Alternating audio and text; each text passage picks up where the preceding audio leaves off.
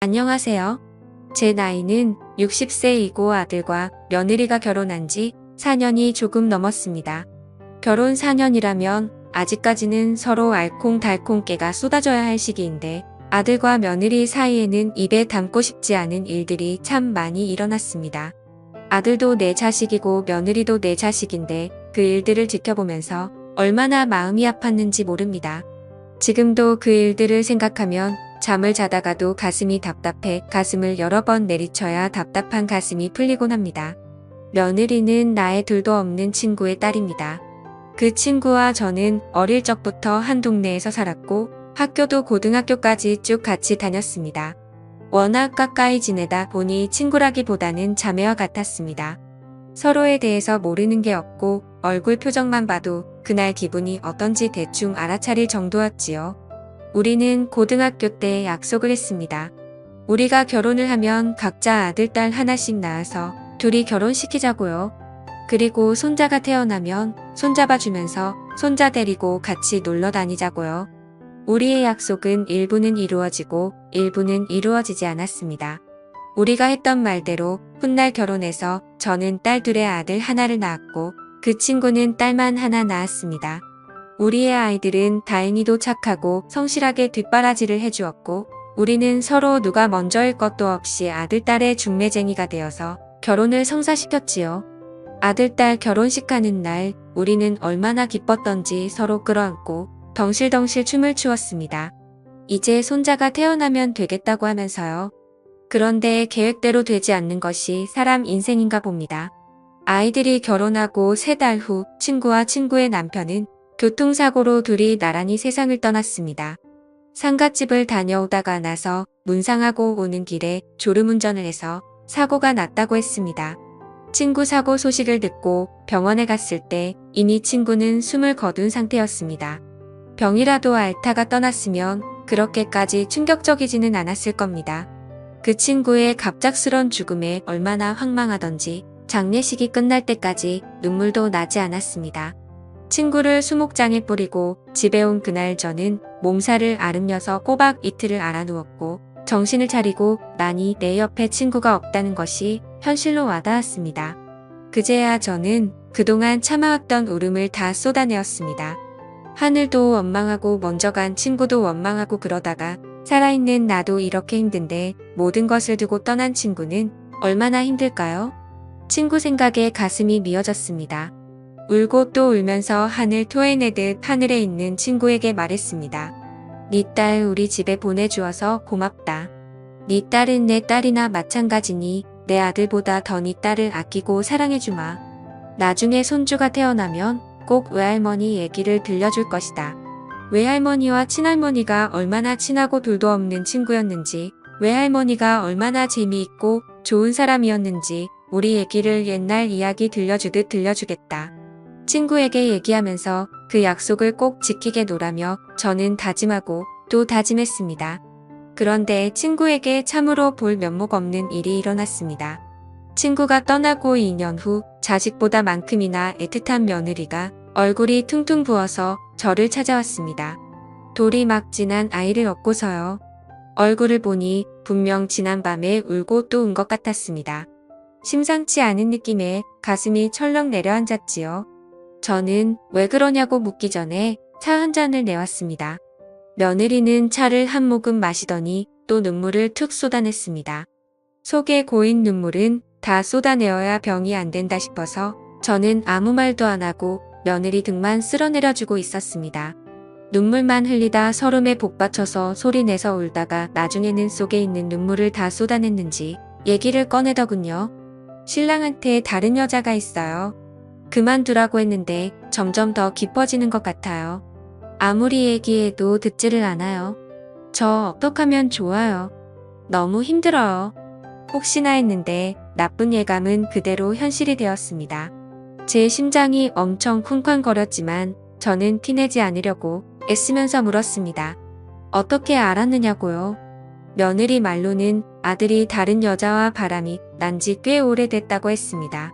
처음에는 눈치를 못 채고 있다가 어느 순간부터 아들이 카카오톡에 올려놓은 가족 사진들을 다 삭제하더랍니다. 마치 결혼을 안 한 사람처럼 혼자 있는 사진만 계속 올려서 느낌이 이상했다고 하더군요. 그 후로 며느리가 아들을 유심히 관찰하게 됐는데 옷 속에 가려져 보이지도 않는 털을 없애기 위해서 병원에도 들락거렸는데 알고 보니 은밀한 부위에 난 털까지 레이저로 싹 없앴다고 했습니다. 그 모습을 보고 며느리가 너무나 놀라서 바람이라도 난 거냐고 물었더니 아들이 펄쩍 뛰면서 바람은 무슨 바람이냐며 요즘 그게 유행이라서 털을 없앴다고 말했답니다.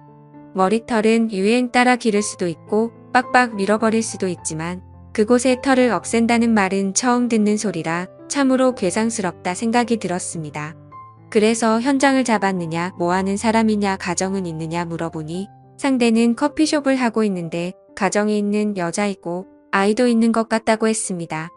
현장을 잡은 것은 아니지만 평소에 아들이 전화기 여는 방법은 눈여겨봐두었다가 전화기에 저장되어 있는 사진과 동영상을 다 확인했다고 했습니다. 어떤 사진이 있고 어떤 동영상이 있더냐 물으니 며느리는 따로 저장해 두었던 사진과 동영상을 열어서 보여주었습니다. 정말 낯이 뜨겁고 죄를 짓는 것 같아 끝까지 쳐다보고 있을 수도 없었습니다. 제 안사람을 두고 바깥에서 딴짓하는 것은 꼭 지 아버지를 빼다 박은 듯 싶었습니다. 애 아버지도 젊을 때 어지간히 여자 문제로 제 속을 썩혔습니다. 저 몰래 살림을 살고 있는 여자도 있었고 술집에 갈 때마다 매번 함께 술을 마시는 여자도 있었습니다.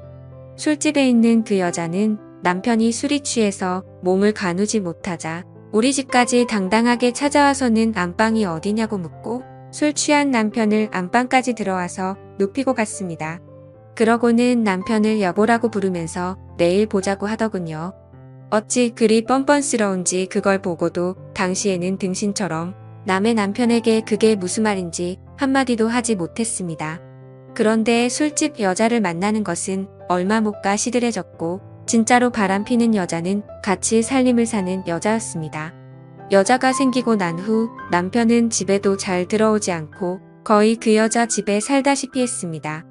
시장에서 장사하는 여자라는 소리를 듣고 물어가며 찾아갔더니 대낮부터 둘이 역겨운 짓을 하고 있었습니다. 설마 하다가 현장을 직접 보고 나니 세상 살고 싶은 마음이 하나도 없었습니다. 그때 죽어버리려고 잘못된 생각도 했었지만 사람 목숨이 질겨서인지 친구를 잘 둔 덕분인지 지금은 하늘로 가버린 그 친구가 저를 제일 먼저 발견하고 어디서 손수레를 하나 끌고 와서는 나를 태우고 병원까지 힘닿는 만큼 달려갔습니다. 그때 기억으로는 정신줄 놓지 말라고 죽으며 난 되니까라고 계속했던 것 같습니다. 결국 그 당시 위험한 고비를 겨우 넘기자 친구는 무작정 그 여자한테 찾아가서는 나 대신 그 여자 머리채를 뜯어놨습니다. 그날 친구 머리도 한 움큼 빠지고 그 여자 머리도 한 움큼 빠지고 두 여자가 싸웠다는 소문이 온 시장에 쫙 퍼졌어요. 그렇게 죽을 고비를 넘기고 나니 애 아빠도 정신을 차렸는지 어쨌든 집에 들어오지 않는 일은 없었습니다. 남편이 다른 여자를 만난다고 해서 하늘이 무너지는 것도 아니지만 그 비슷한 마음이 든다는 것을 그 누구보다 잘 알기에 며느리의 이야기를 듣고 나니 가슴이 미어지는 듯 했습니다. 제가 잘못된 생각을 했을 때 제 친구가 저를 살려주었듯이 이제 내가 내 며느리를 살려주어야겠다 생각했어요. 나는 며느리 손을 꼭 잡고 걱정하지 말아라. 조만간 끝내러 가자고 했습니다. 이런 외도는 길어봐야 좋을 것 하나도 없고 가만히 있으면 너를 만만하게 보고 서로 당연한 듯이 만나고 다니게 된다고 해. 내가 다 알아서 할 테니 너는 언제 만나는지 약속 장소만 알아내고 너는 내 뒤만 따라다녀라 했죠. 아들한테 들키지 않게 조심하고 일단 현장을 잡자고 했습니다. 며느리를 보내고 나는 이 일을 어떻게 할까 밤잠을 설치고 고민했어요. 그리고 이틀 뒤 주말에 약속이 잡힌 것 같다고 며느리한테 연락이 왔습니다. 나는 애는 시어버지한테 맡기고 같이 움직이자고 했죠. 주말 아침 일찍 며느리는 우리 집으로 왔고 우리는 차를 타고 아들 집 앞에 기다리고 있었다가 아들이 떠나는 것을 보고 며느리와 함께 아들 차 뒤를 따라갔습니다. 어떤 아파트 입구에서 여자 하나를 태우고 가더군요. 지 어머니가 뒤따라가는데도 그 녀석은 모르더군요. 1시간 정도 차를 타고 가더니 둘은 점심을 먹고 커피까지 마신 뒤에 모텔로 들어갔습니다. 나도 며느리와 함께 모텔로 들어갔어요. 아들의 차가 주차되어 있는 것을 보고 모텔 주인을 찾아갔네요. 방금 들어간 애는 어디로 들어갔냐고 물었더니 알려줄 수 없다고 하더군요. 모텔 운영의 철칙이라고 했습니다. 그래서 당신께서 제가 지갑에서 돈 10만 원을 꺼내어 주인에게 건네며 말했죠. 이거 받고 난 뒤에 사람 하나 살린다고 생각해 주세요. 며느리와 아들이 바람난 현장을 잡으러 왔어요. 지금 빨리 안 잡으면 젊은 사람들의 인생이 끝날지도 모르겠어요. 내가 왜 내 아들 외도 현장을 잡으러 왔을까요? 우리 손자가 이제 겨우 돌 지난 아기라고요. 한 번만 봐주세요. 그러더니 주인은 매우 난감한 표정을 지으면서 그래도 안 되겠다고 하더군요. 자기가 이렇게 알려준 게 소문이라도 나면 손님 다 끊긴다고 말하면서 말이죠. 그래서 제가 10만 원 더 주면서 말했어요. 결코 어디 가서 이 집에서 알려줬다고 말하지 않을 거예요. 내 아들 일이니 가족끼리 조용히 처리할 겁니다. 주인도 내 연배 정도 돼 보이는데 한 번만 봐주세요. 젊은 애가 남편 바람 피우는 걸 보고 있으니 내가 억장이 무너져서 그래요. 한 번만 봐주세요. 그랬더니 주인이 한동안 생각을 하더니 내가 이 일을 40년째 하고 있는데 바람 피우는 사람들이 얼마나 많은지 딱 보면 알아요. 그 덕에 내가 먹고 사는 것은 있지만 우리 바깥 향반도 내가 아는 모텔에서 바람났어요. 지금은 저 세상 가고 없지만 그 인간 죽고 나서도 바람 피우다 내 속 썩힌 건 평생을 따라다니더군요 라고 말하면서 먼저 앞장서 가더니 이번 분이라며 다음에는 결코 안 된다고 하면서 2층 복도 맨 끝에 있는 오른쪽 방을 알려주었습니다. 그러고는 돈을 받지 않아도 된다며 거절했어요. 저는 감사하다고 속으로 생각하며 그래도 돈 10만 원은 받으라고 억지로 옷에 넣어 주었습니다. 며느리와 함께 모텔 주인이 가르쳐준 방으로 찾아갔어요. 벌써 안에서는 소란이 나 있는 것 같았어요. 내가 며느리를 볼 낯이 없고 생전에 무슨 죄가 그렇게 많아서 남편 바람난 현장을 본 것도 모자라서 아들이 바람난 현장까지 봐야 하는지 참으로 고뇌스러웠지만 그래도 할 일은 해야 했기 때문에 며느리를 꽉 잡고 내가 다 알아서 얘기할 테니 너는 사진을 찍어도 상관없다고 증거를 남기고 싶으면 남기라고 말하며 문을 조용히 여러 번 두드렸습니다. 그러자 안에서 요란한 소리가 사라졌어요. 그래서 다시 문을 두드렸습니다. 안에서 뭐 하세요? 누구세요? 하는 아들 목소리가 들려왔어요. 저는 계속 문을 두드렸습니다.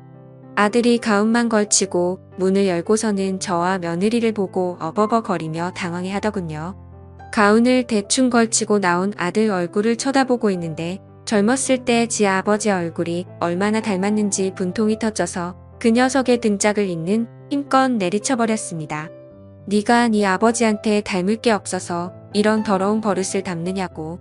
네 배우자한테 지은 죄를 어찌 다 갚으려고 이런 짓을 하느냐고 나중에는 때리다 손목이 다 아파서 신고 있던 신발을 벗어서 등짝을 내리쳤습니다. 그 녀석이 그래도 자기가 잘못한 걸 알고 있는지 때리는 대로 맞으며 가만히 있더군요. 내가 신발을 며느리에게 쥐어주고 너도 분이 풀리도록 때려주라고 했죠. 그랬더니 며느리는 전화기 카메라를 끄고는 제가 준 신발을 받아들고 아들의 등을 내리쳤습니다. 며느리가 아들의 등을 내려치고 있는 동안 아들과 바람난 여자에게로 갔습니다. 가정을 꾸리고 아이를 돌봐야 할 나이에 여기서 무슨 짓을 하는 거냐고 물었어요. 당신의 부모님과 저 남편은 당신이 이러는 걸 알고 있느냐고 물었습니다. 모른다고 대답했어요. 당신의 부모님과 당신의 남편도 이런 일이 대낮에 일어나는 걸 알아야 하니 지금 즉시 전화하라고 했어요. 전화를 못 걸더라고요. 그래서 제가 호통을 쳤어요. 남의 가정에 불을 지르고 너는 조용히 물러나면 될 줄 아느냐고 했어요. 지금 당장 전화하지 않으면 나는 당신을 찍은 사진을 들고 지금 경찰서로 갈 거라고 했어요.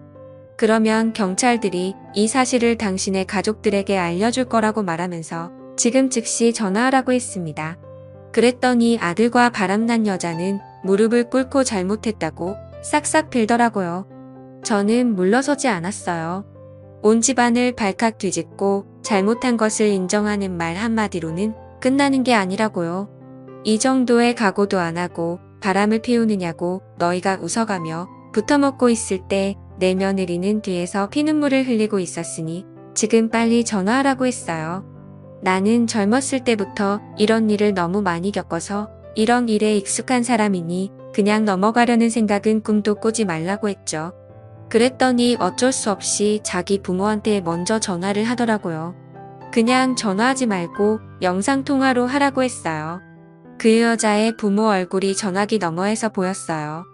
나는 그 부모한테 지금 이 현장에서 일어나고 있는 상황을 다 보여주고 지금까지 무슨 일이 있었는지 다 얘기했어요. 그 부모는 너무 놀라서 아이고 한숨만 나는 그 여자에게 남편에게도 전화를 하라고 했습니다. 그랬더니 그건 안 된다고 하더라고요.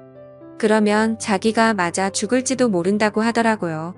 맞아 죽든 말든 그것은 그 부부가 알아서 할 얘기고 진짜 죽을 것 같으면 경찰에 전화해서 신변보호를 요청하든지 산에 들어가서 숨어 살든지 그건 당신이 알아서 하라고 했어요. 그래서 빨리 전화하라고 했어요. 아무리 시켜도 전화를 걸지 않아서 저는 그 여자의 전화기를 뺏어서 통화 목록을 검색했어요. 땡땡 오빠라고 입력된 번호가 남편인 듯 보여서 이거가 남편 번호 맞냐고 물었어요. 대답을 안 하고 가만히 있으니 맞는 모양이라고 생각되어 전화번호를 눌렀어요. 전화를 받았더라고요. 지금 당신의 마누라가 모텔에서 다른 남자와 붙어 먹고 있으니 빨리 와서 당신의 마누라를 챙겨가라고 했어요. 처음에는 무슨 말인지 못 알아들어서 누구시냐고 그게 무슨 말이냐고 되물었습니다. 그래서 나는 누구인지 알려주고 당신의 마누라가 누구와 바람을 피웠는지 지금 여기는 어디인지 상세히 다 말해주었어요. 그래서 1시간쯤 후에 그 여자의 남편이 도착했어요. 그때부터 또 한바탕 난리가 났습니다. 결국 경찰까지 그곳으로 출동하게 되었고 경찰서까지 다녀온 후 사건은 마무리가 되는 듯 싶었습니다. 그렇게 경찰서에서 나오고 나니 그제서야 긴장했던 마음이 풀렸는지 온몸에 기가 빠져나가는 듯 힘이 풀려서 그 자리에 털썩 주저앉으셨습니다. 바람나는 것이 어떤 것인지 잘 보았느냐고. 이거는 상대 가슴에 상처 내는 것에 비하면 아무것도 아니라고 하였습니다. 엄마도 네 아버지 바람난 것에 상처가 너무 커서 죽으려고 했던 것을 먼저 간 네 장모가 나를 살려낸 것이라고 누구 하나 죽어갈 듯 고통스러운 것이 바람이라고 말했습니다. 그렇게 믿었던 사람이 바람을 피우면 죽지 못해 살아 그리고 평생 죽는 것만큼 괴롭고 고통스러운 것을 왜 몰라? 한 사람과 결혼을 하고 가정을 꾸린다는 것은 상대방한테 도리를 지키고 배신하지 않고 살겠다는 약속이다. 도리를 저버리고 배신하는 순간 모든 것이 다 무너져 버리는 것이다. 너는 네 배우자에 대한 도리를 저버리고 배신했으니 무릎 꿇고 사죄하라. 며느리가 너를 용서하면 나도 너를 용서하고 아들로 생각할 것이고 며느리가 너를 용서 못하면 나 역시 너하고 인연을 끊고 나는 이제 아들 없는 셈 치고 살란다. 뿐만 아니라 내 재산하고 모든 것은 혼자 며느리한테 다 넘겨줄 것이나 너도 살고 싶거든 네 배우자한테 온 정성을 다해서 용서를 빌어라. 그리고는 저는 그 자리를 벗어났습니다. 두 사람 문제이니 결국엔 두 사람이 응어리를 풀어야 되니까요. 아들 내외를 뒤로하고 차를 타고 집으로 오는데 어찌나 눈물이 나고 친구 생각이 나던지요. 내가 네 딸한테 상처 주지 않겠다고 그렇게 약속했는데 본의 아니게 딸한테 상처를 주었다고 미안하다고 다 내가 부덕해서 그런 거라고 생각했습니다. 그래도 네 딸과 내 아들 앞으로는 마음 잡고 살 수 있도록 네가 하늘 내서 도와주라고요. 이대로 끝나면 그 상처는 평생 가지만 둘이 힘을 합쳐서 살아가면 그래도 그 상처가 아물기는 한다고요. 네가 도와달라고 친구한테 부탁하고 또 부탁했습니다. 저는 그날 집에 와서 알아누웠습니다. 온몸에 기가 다 빠져나간 것 같았습니다. 그리고 한 2주 동안은 잠잠했습니다. 아들한테도 며느리한테도 아무 연락이 없더군요. 저도 연락을 하지 않고 기다렸습니다. 둘이 현명하게 잘 해결하리라 믿고요. 그랬더니 아들하고 며느리가 나란히 우리 집에 왔습니다. 둘이 얘기를 잘 끝냈는지 한 번은 눈 감고 넘어가기로 했다고요. 그리고 앞으로는 평생 서로만 바라보겠다 각서도 썼고 아들이 받는 월급은 며느리한테 다 넘겨서 앞으로 아들은 용돈만 받아 쓰겠다고 하더군요. 그리고 마음 다잡는 의미로 차도 놔두고 대중교통 이용해서 회사 다니겠다고요. 아들 내외는 지난 주말에 장모가 묻힌 수목원에 가서 장모한테도 사죄를 하고 왔다고 했습니다. 다시는 이런 일 없을 테니 용서를 해달라고 했다고요. 그 얘기를 들으니 가슴에 탁 걸려있던 돌덩이가 내려가는 듯한 느낌이 들었습니다. 저는 아들 내외의 손을 잡고 내 새끼들 잘했다라고 같은 소리를 10번도 더 해주었습니다. 상대 쪽에서는 이혼하고 우리 아들을 상간남으로 소송을 걸었더라고요. 결국 만져보지도 못한 돈 2천만 원을 대출받아서 위자료로 넘겨주더군요. 그 또한 당연히 달게 받아야 할 벌이다 싶어서 아들이 해결하도록 주었습니다.